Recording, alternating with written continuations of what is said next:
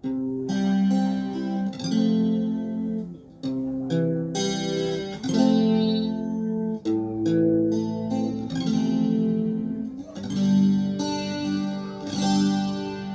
I think of one Christmas, what's in express?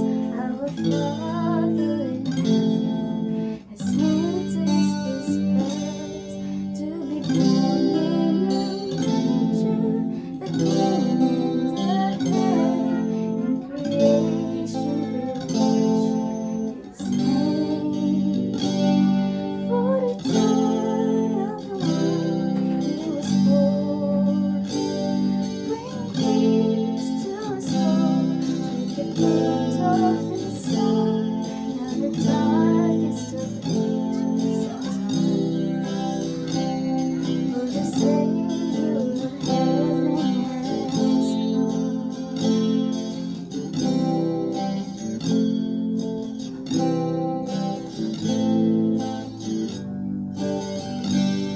When I think of one Jesus, the King of all days, I can't help but respond with an offering of praise, like the wise men and shepherds of all your life. Like the angels, I lift you high.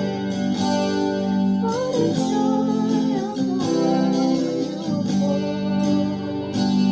bring peace to us all through the gift of your love. Now the darkest of ages are for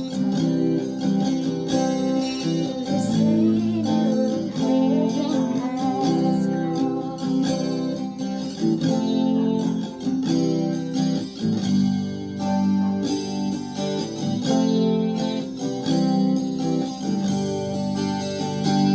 For the joy of the world you were born, bring peace to us all through the gift of your love. Now the darkest of ages for the Savior of heaven has come. Now I look back in reverence to that holy night. Our Father in heaven had eyes on His mind. Let us sing of His glory, rejoice in His name. Oh, Emmanuel, with us always, and forever His kingdom will reign.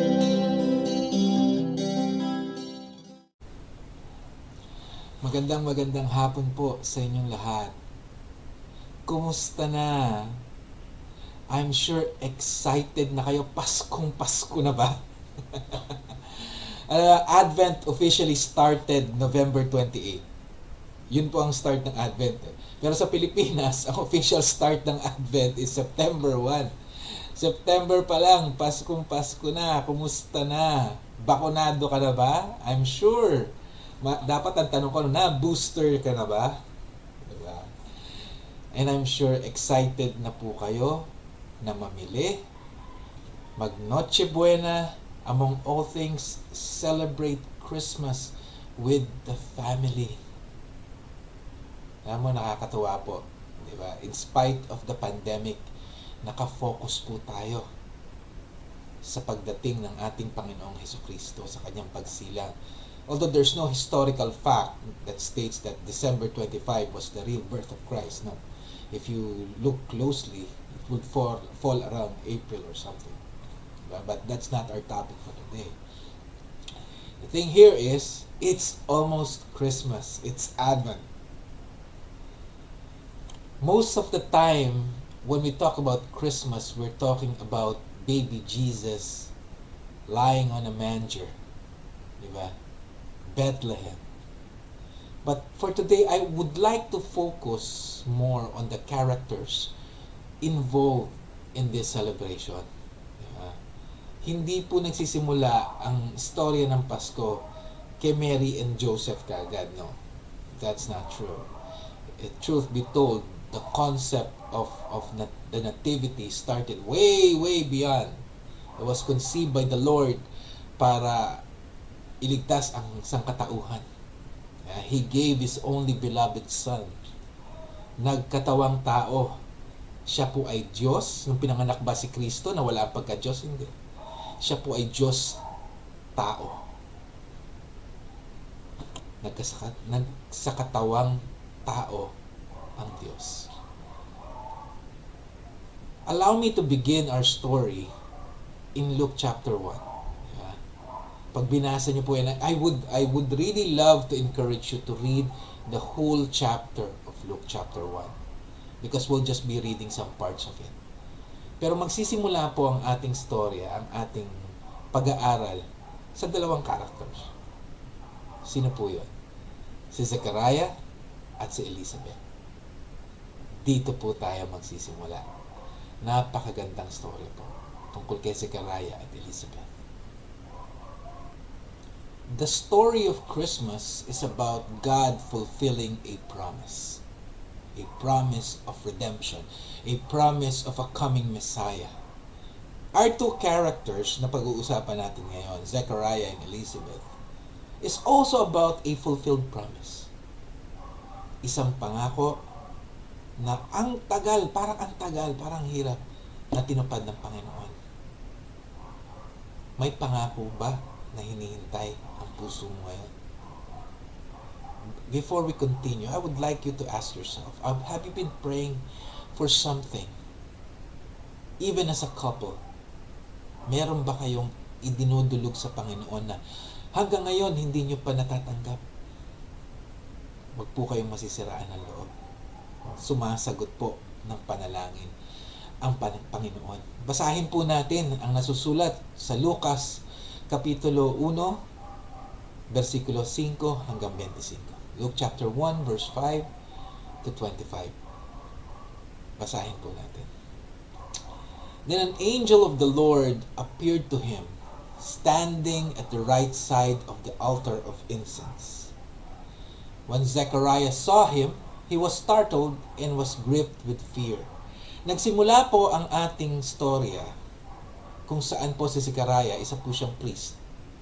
Isa po siyang saserdote, a Levitical priest, na nagsisilbi sa templo ng Panginoon at ang kanyang grupo, ang kanyang division, ang kanyang grupo, ang na-assign ngayon sa panahon na ito upang mag-asikaso ng templo. Siya po ay na-assign magsunog ng insenso. At sa kanyang pagsusunog, may nagpakita sa kanyang anghel. Yan po ang storya nitong narrative na to. Okay? Si Zechariah po at si Elizabeth ay nananalangin. Nananalangin sa Panginoon ng matagal na panahon na ng isang anak. But at this point, they're already old. Matanda na po sila ng panahon na to at they are way past that already. Ibig sabihin, imposible na po sila magkaanak. Para po si Abraham at si Sarah. They practically gave up on this. Alam niyo, pag umabot ka sa time na alam mo menopause ka na o delikado ka na magbuntis, hindi ka na nangangarap magkaanak. Ito po yung panahon na yun. Ito po yung panahon na yun na nagsisilbi si Zechariah, nagsusunog ng insenso nang biglang may dumating na anghel sa kanyang harapan. Siya po ay natakot at according to what we're reading, nagulat siya at talagang natakot siya. He was gripped with fear. Talagang kumapit yung takot sa kanya. Ikaw man ang pakitaan ng anghel, hindi ka matatakot. Patuloy po natin basahin. But the angel said to him, "Do not be afraid, Zechariah. Your prayer has been heard. Your wife Elizabeth will bear you a son, and you are to call him John. He will be a joy and a delight to you, and many will rejoice because of his birth." Sinagot finally ng Panginoon ang kanyang anak. Binigyan pa ng pangalan, di ba? Magkakaanak na sila. May pangalan pang libre. John. At he will be a joy and delight, not just to his parents, but to a lot of people. For he will be great in the sight of the Lord. He is never to take wine or other fermented drink, and he will be filled with the Holy Spirit even before he is born. Biro mo, puspos na ng banal na spirito, hindi pa pinanganganak. Nasa sinapupunan pa lang, puspos na ng banal na spirito. He will bring many back to the he will bring back many of the people of Israel to the Lord their God. A lot of people will be repenting. Of course, alam po natin, ang pinag-uusapan natin is si John the Baptist. Diba? Si Zechariah at si Elizabeth po ang mga magulang ni John the Baptist. And he will go on before the Lord to turn the hearts of the parents to their children and the disobedient to the wisdom of the righteous, to make ready a people prepared for the Lord. Siya po ang maghahanda. Bago po magsimula ang ministeryo ni Kristo, si John the Baptist po muna ang maghahanda para sa kanyang pagdating. Zechariah asked the angel, "How can I be sure of this?" Paano ako makakasiguro na mangyayari ito? Alam mo, nakakatuwang isipin, no? Kaharap mo anghel. Tapos magdududa ka. Sigurado ka. Diba? Sabi niya, matanda na ako. I'm an old man and my wife is well along in years.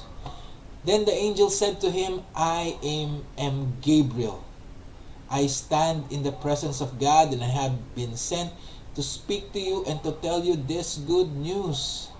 And now you will be silent and not be able to speak until the day this happens, because you did not believe my words, which will come true at their appointed time. Alam niyo, may consequence, no? May consequence pag hindi ka naniwala sa pangako ng Panginoon. But we'll deal with that later. And when his time of service was completed, he returned home.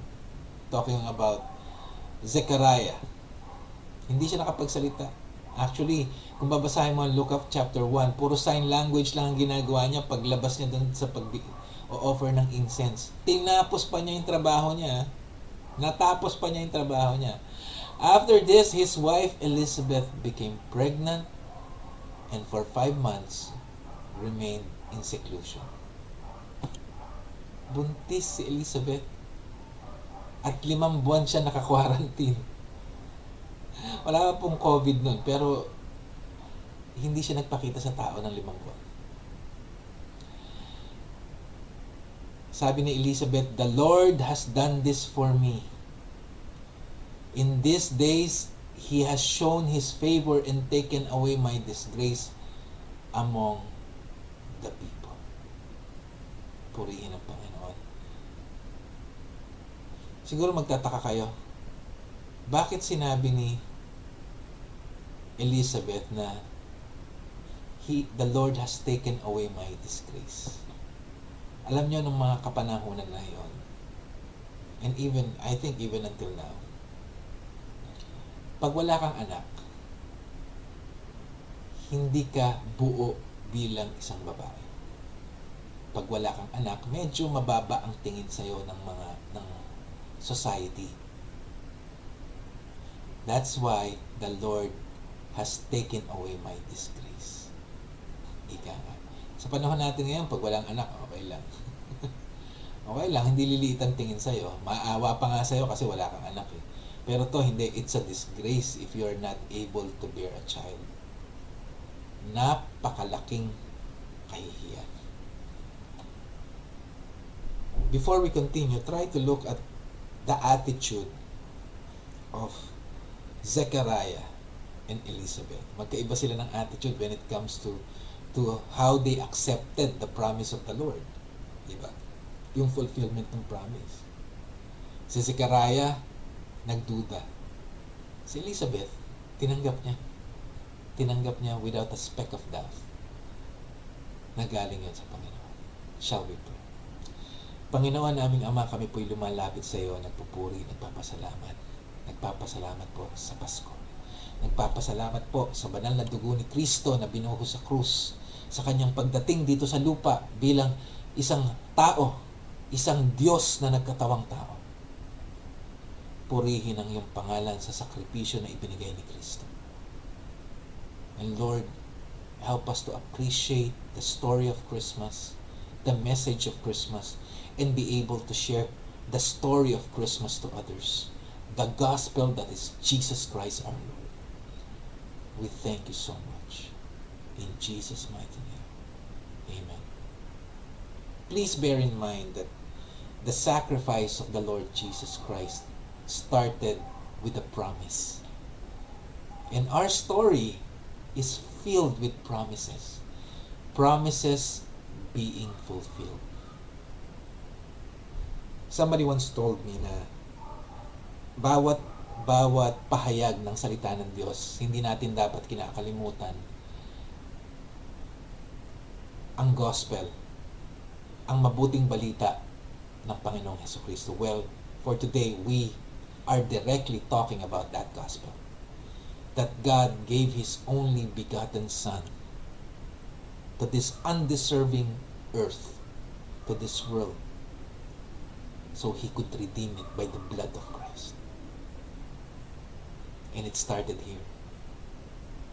Elizabeth and Zechariah. A promise fulfilled. Who is Zechariah and Elizabeth in the first place? Sino ba sila? Well, una, sabi nung binasa natin, kung babasahin mo po ang Luke chapter 1, Elizabeth and Zechariah are righteous people. They're Levites. Si Zechariah po is a Levitical priest. Nagsisilbi sila sa Panginoon. Matuwid silang tao. And if the Bible says these are righteous people, these are righteous people. Matuwid sila. Sumusunod sila hindi lang sa batas, pero namumuhay ng tapat at matuwid sa harapan ng Panginoon. Diba? Matuwid sila sa harap ng Panginoon. Nagsisilbi sa templo. Alam niyo po, pag nagsilbi ka sa Panginoon, hindi ikaw lang, kasama pamilya mo eh. So ito, this couple is faithfully serving the Lord. Tapat silang nagsisilbi sa Panginoon.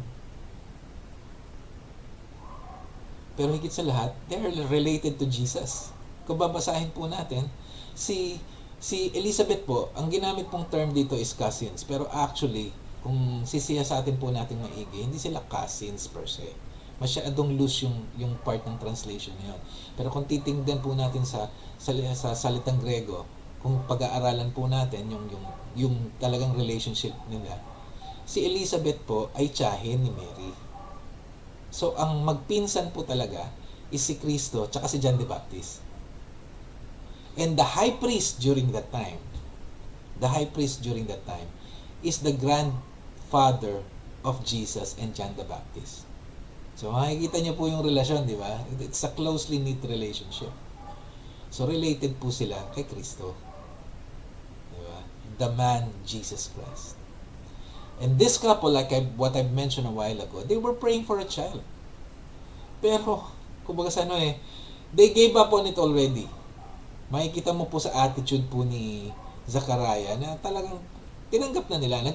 Nagpatuloy sila na magsilbi sa Panginoon. Mind you, you would notice here. Makikita mo dun sa conversation ng angel tsaka ni Zechariah na yes, tinanggap na nila na hindi sila magkakaanak eh. Pero hindi sila tumigil sa pagsisilbi sa Panginoon. Can you see that attitude? Diba? Not because the Lord didn't answer your prayer or said no to a prayer. Doesn't mean you'd stop serving Him. Diba? They didn't keep a grudge. No. They continued serving the Lord wholeheartedly as righteous people serving the Lord. But then again, the Lord answers prayer. Tapat po ang ating Panginoon. Tapat po siya. Let's talk about Zechariah. Anong nakalagay doon? Paano ang attitude ni Zechariah nung tinanggap niya yung sinabi ng anghel? Anong sabi niya? Then an angel of the Lord appeared to him standing on the right side of the altar of incense. When Zechariah saw him, he was startled and gripped with fear. Kahit ikaw, makakita ka ng anghel, hindi ka ba matatakot? Hindi ka ba magugulat? Siyempre matatakot ka, magugulat ka. And it's not an easy thing to to accept, di ba? Even for a nation, for a group of people who are used to miracles. May panahon na tumigil yung mga milagro. Di ba? Then all of a sudden may magpapakitang anghel. But they believe. Even us, we believe that this is possible. Pero it's a different thing when you experience it already. Di ba? Natakot siya. Huwag mo sabihin hindi ka matatakot. Matatakot ka. It's hard for a man created from dust to understand something that is divine, di ba? Even if it's plainly stated, pag nakita mo na yung actual, wow, overwhelmed ka. Parang yung pag sinasagot yung panalangin mo, overwhelmed ka pa rin even if you're half expecting it, overwhelmed ka pa rin. Bakit? Because its origin is divine. The answers to our prayer has its divine origin. Kaya nga nakaka-overwhelm. Kaya nga punong-puno ang puso natin ng pasasalamat pag sinasagot ng Panginoon ang panalangin natin. Pero at this point, makikita mo, kahit si Zechariah, kahit hindi sinagot yung panalangin, yung pasasalamat nandoon, yung katapatan nandoon. But the angel said to him, "Do not be afraid." You know, something about the Lord. Alam niya na matatakot ka. Alam niya kung ano magiging reaction mo. Kaya sineset niya na yung expectation mo. Do not be afraid. Sabi niya kay Zechariah. Then, he goes on saying, your prayers has been heard. Diba? Magkakaroon ka ng anak. Binigay ng angel yung details. It's the same thing when God gave us His word. Lahat nandoon na. Pero we have the same reaction as Zechariah had the same reaction when he met the angel. Anong reaction yun? Eto. Anong sabi niya?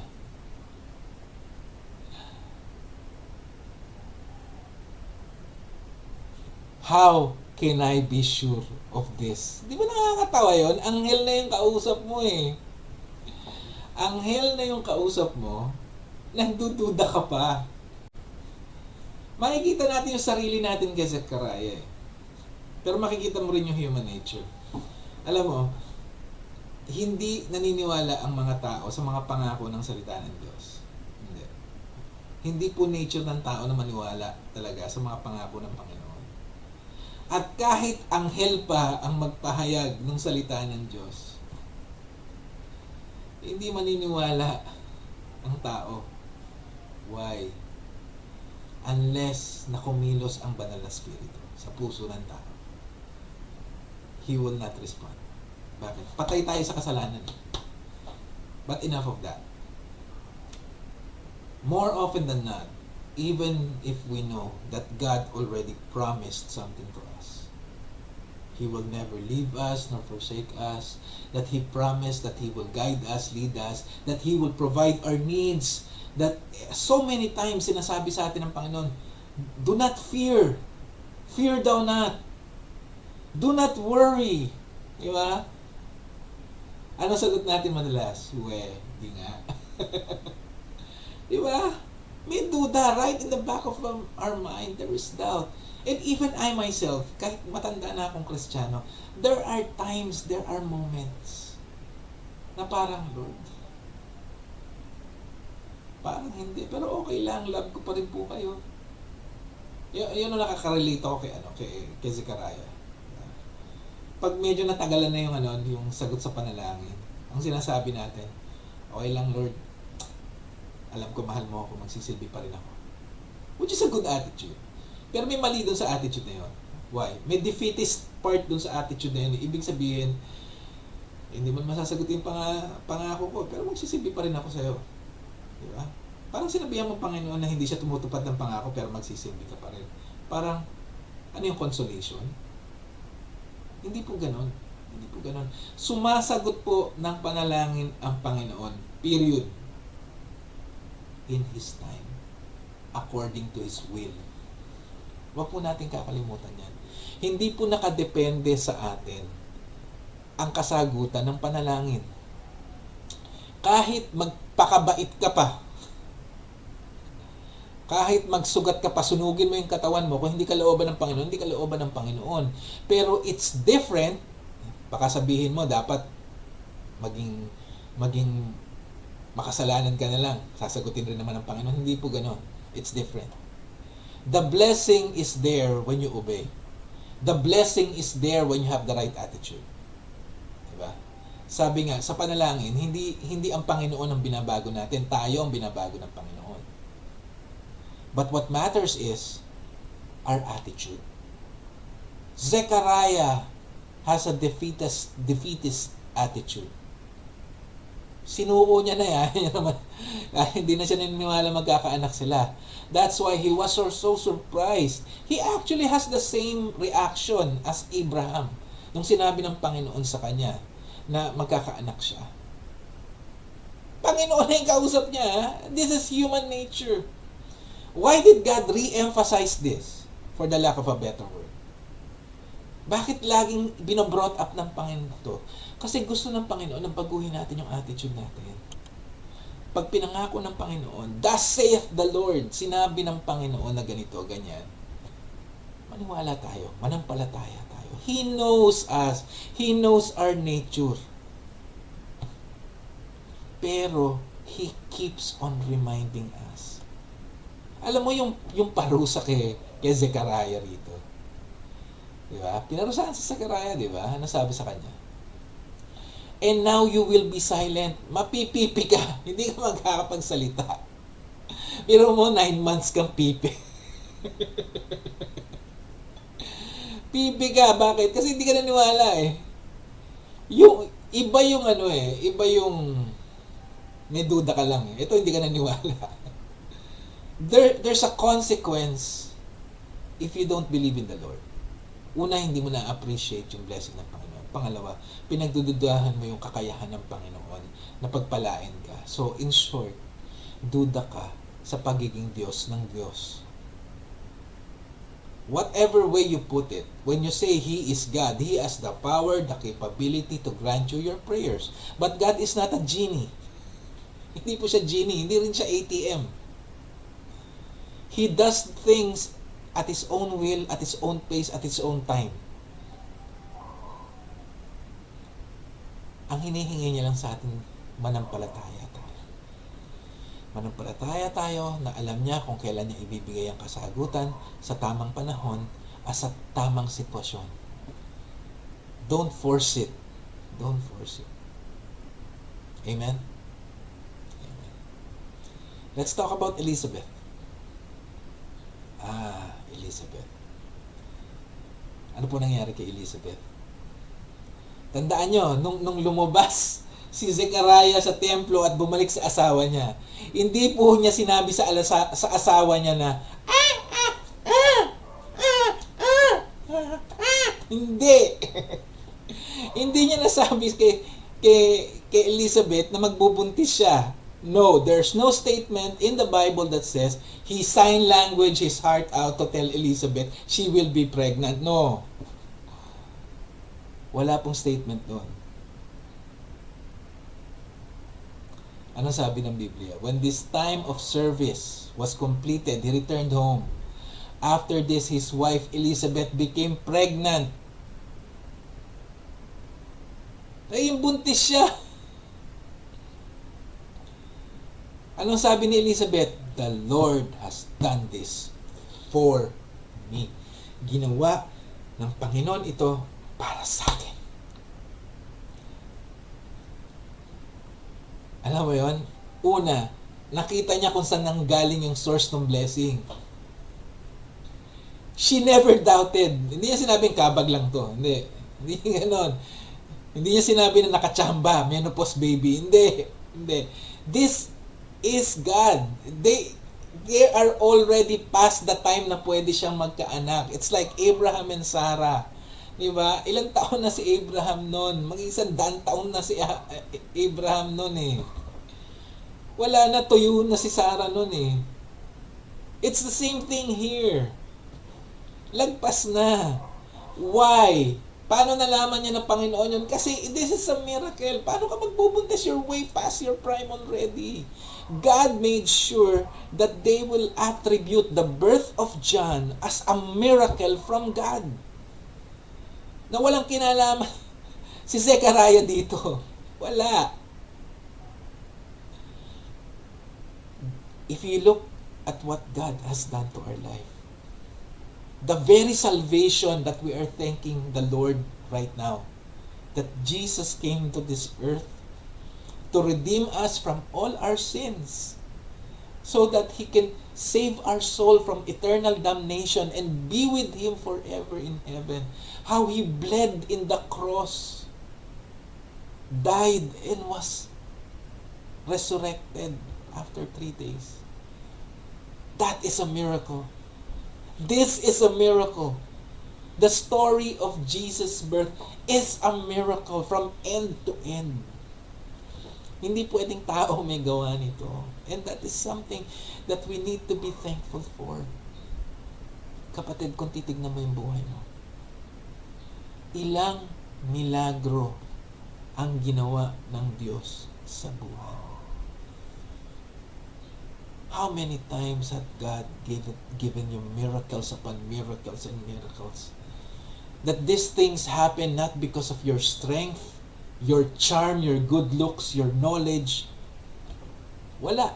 Kristo, Diyos, all God. And even if you look at yourself, the gift that you have, the intelligence, the looks, the strength, the knowledge, the wisdom, they are all gifts from God. And it's a miracle in itself. We are only stewards, custodians of God's gifts and miracles. Our prime purpose is to go, share the gospel of the Lord, the good news that we have, the miracles that God has given us, so that people may glorify our God. Elizabeth knew it came from God. Elizabeth also realized what God has done for him. Kita mo to? He has shown His favor and taken away my disgrace among the people. Alam mo yun, puso na punong-puno ng pasasalamat. Si Zechariah kanina, natakot, nagduda, hindi nagpasalamat. Si Elizabeth hindi. Her heart was filled with thankfulness, with gratefulness. The Bible says, let us be grateful to God. In all things, we should give thanks unto God. Big or small blessing. The mere fact that you woke up this morning, you open your eyes and you are alive. We should praise the Lord for the very air that we breathe. We should praise the Lord for not being sick and being COVID-free. We should praise the Lord. We should have a thankful heart. Mga kapatid, magpuri tayo at magpasalamat sa Panginoon. Itong Pasko pong ito ay panahon ng pag-alala sa pagtupad ng Panginoon sa pangako niya sa isang Mesiyas, sa isang tagapagligtas. And we should have a thankful heart because truly, we do not deserve this gift. We do not deserve this promise of eternal life. We do not deserve the redemption that Jesus gave to us. We do not deserve it. Our attitude towards God while waiting for His promise matters a lot. It matters a lot. And God expects us to have a thankful heart. Jesus came to this earth to die. He was born to die.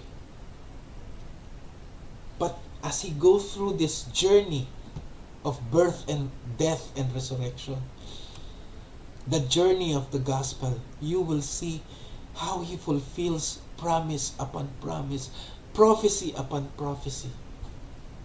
Because our God answers prayers. Because our God is faithful. He is faithful.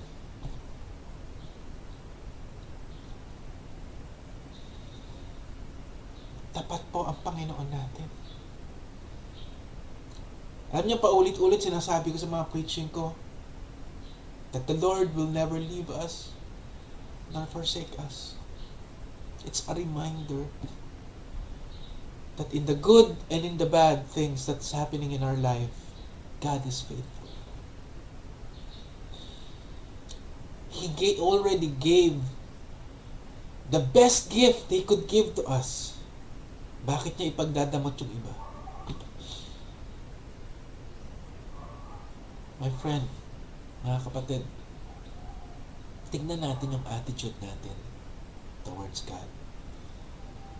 While waiting for His promises in our lives, tandaan po natin na hindi nagkulang ang Panginoon sa pagtupad ng mga pangako niya. Hindi lang yung nasa Biblia, pero sa buhay mo rin. As you look back, God is faithful. Tayo ang hindi faithful. Tayo ang nakakalimot. Tayo ang hindi tumutupad ng pangako. Tayo ang hindi tapat. Pero ang Diyos ay nanatiling tapat in spite of our unfaithfulness. He never gets tired of getting us back on track. He never gets tired of telling us, anak, come back. He never gets tired of telling us how much He loves us.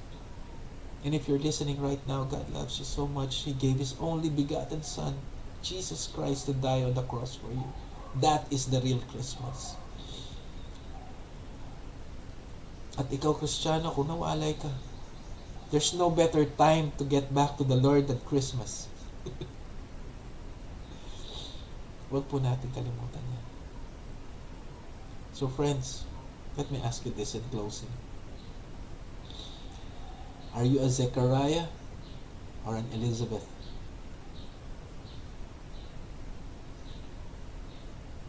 By default, sasabihin mo Elizabeth. Diba? Pero tingnan natin ang buhay natin. Tingnan natin ang attitude natin. This message is given to us because God wants us to change, wants us to transform. He wants to correct us. Like a loving father, gently leading, gently correcting His children. He is correcting us. He wants us to have the right attitude. He wants us to draw nearer to Him, to believe Him, to have faith in Him, that He is faithful and just. Actually, hindi nga justice yung binigay sa atin ng Panginoon. Grace. Diba? Kung justice yun, nasa impyerno tayo sinusunog. No. It's grace. Kung nakita mo yung sarili mo dito sa mensaheng ito, I want you to bow your head, close your eyes, and tell the Lord, Lord, I am sorry. I am sorry. Forgive me. Help me to have that right attitude. Help me to be an Elizabeth. Help me, Lord, help me to maintain my integrity as a Christian, to be faithful in your presence. Shall we pray? Heavenly Father, we praise you, we thank you for all this. Tunay nga po na ikaw ay tapat. Tunay nga po ikaw ay banal. Tunay nga po ikay matuwid, pero Panginoon, tunay nga po ang pagmamahal mo sa amin. We do not deserve your love. We do not deserve the blood of Christ that was crucified in the cross of Calvary. We do not deserve the Messiah coming as a human being, born in a manger, and soon to die on the cross. No. Lord, forgive us. We repent of this sin and we pray, dear Lord, that you help us to transform to the person you want us to be. Help us, O Lord God, that we would be like Elizabeth. to acknowledge the real source of our blessing, to claim the answer to this blessing, to faithfully cling on to your promise. Whatever it takes, no matter how long we wait, for we know you are faithful. Thank you so much, dear Lord.